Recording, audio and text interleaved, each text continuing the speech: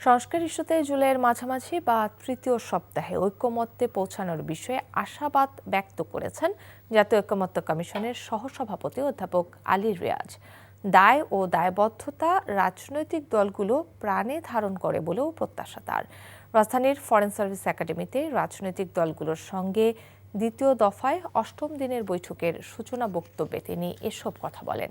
বিগত দিনের অমীমাংসিত বিষয়গুলোর পাশাপাশি আজকের দিনের এজেন্ডা হচ্ছে নির্বাচনী এলাকা নির্ধারণ, তত্ত্বাবধায়ক সরকার, রাষ্ট্রপতির ক্ষমা প্রদর্শন। এই ইস্যুগুলো আলোচনায় জায়গা পাবে। বিএনপি, জামাত, এনসিপি সহ ৩০টি রাজনৈতিক দলের প্রতিনিধি বৈঠকে অংশ নিচ্ছেন।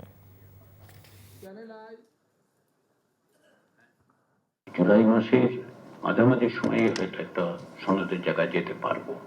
এটা আপনাদের সকলের প্রচেষ্টা, সকলের আন্তরিক সহযোগিতাটা হচ্ছে সবচেয়ে বড় জিনিস। দলগতভাবে, জোটগতভাবে, ব্যক্তিগতভাবে কমিশনের সাথে আনুষ্ঠানিক অনানুষ্ঠানিক যোগাযোগ হয়েছে, যেগুলো আমাদেরকে আশাবাদী করছে।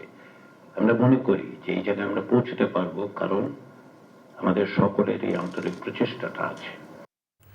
বান্ডেল থাকলে প্রতি সেনমানিতে টাকা বাঁচবে। বিকাশ সেনমানি বান্ডিল কিনে জিতুন প্রতি লেনদেনে।